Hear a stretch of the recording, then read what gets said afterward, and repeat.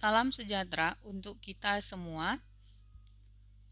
Perkenalkan, nama saya Jupita Sitohang, peserta PPG dalam jabatan 2022, mahasiswa Universitas Siah Kuala Nangro Aceh Darussalam. Saat ini saya bekerja di SMA Negeri 81 Jakarta dan saya melaksanakan praktik pembelajaran untuk PPG dalam jabatan di sekolah saya tempat bekerja, yaitu SMA Negeri 81 Jakarta. Pada kesempatan kali ini, saya akan menjelaskan best practice dengan metode STAR, yaitu situasi, tantangan, aksi, refleksi hasil, dan dampak.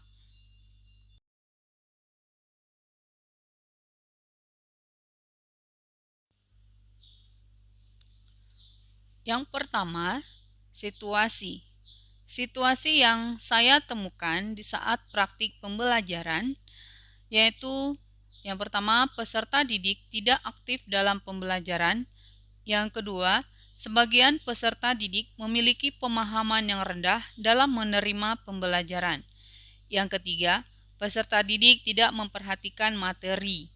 Yang keempat, peserta didik tidak suka materi yang disampaikan.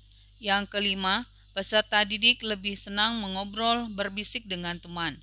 Yang keenam, peserta didik tidak dapat mengkomunikasikan yang ingin diutarakan terkait materi pembelajaran. Yang kedua, yaitu tantangan. Tantangan yang saya hadapi dalam melaksanakan praktik pembelajaran yaitu yang pertama, waktu terbatas untuk menyampaikan sintaks. Waktu yang ada sangat tidak cukup untuk saat pembelajaran. 2 kali 45 menit yang tersedia untuk pembelajaran geografi 1 kali pertemuan tidaklah cukup. Karena tahapannya begitu banyak yang harus disampaikan kepada peserta didik dan begitu juga peserta didik akan mempresentasikan hasil diskusi kelompok mereka. Yang kedua, peserta didik belum aktif berdiskusi.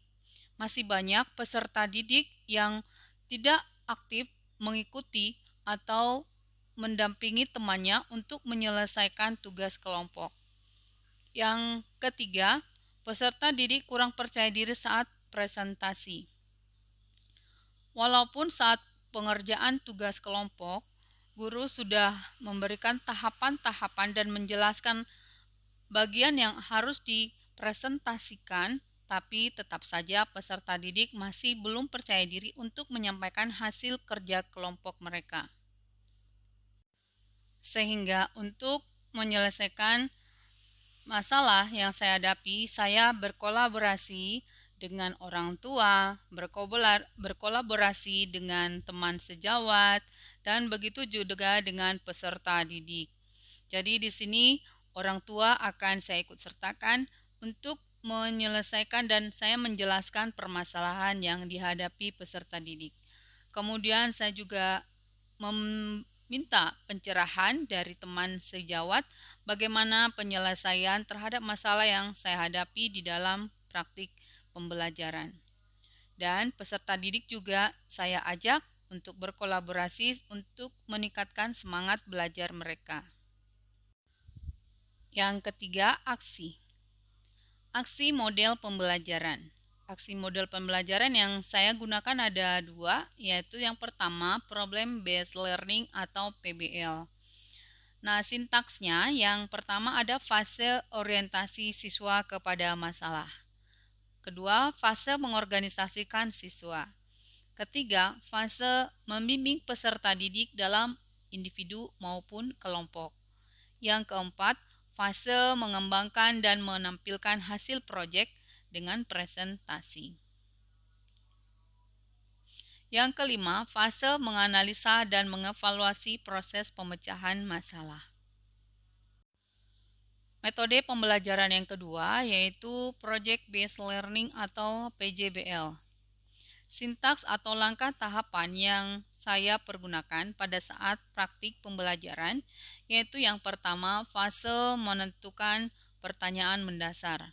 Yang kedua, fase mendesain perencanaan proyek. Yang ketiga, fase menyusun jadwal. Yang keempat, fase pembuatan proyek dan memonitor siswa dalam kemajuan proyek. Yang kelima, menguji hasil. Yang keenam, mengevaluasi pengalaman. Dan yang terakhir, saya melakukan refleksi. Pada saat praktik pembelajaran selesai, saya lakukan refleksi bersama dengan peserta didik. Nah, dampak dari aksi yang telah dilaksanakan dengan model pembelajaran PBL dan PJBL ini memungkinkan adanya perkembangan dalam motivasi belajar dan keaktifan belajar dalam pembelajaran geografi. Demikian best practice yang saya kerjakan dengan metode STAR. Adapun pembelajaran dari seluruh proses ini adalah membuat guru lebih maksimal dalam memanfaatkan model pembelajaran inovatif dan teknologi dalam meningkatkan motivasi dan keaktifan peserta didik. Salam dari saya, terima kasih.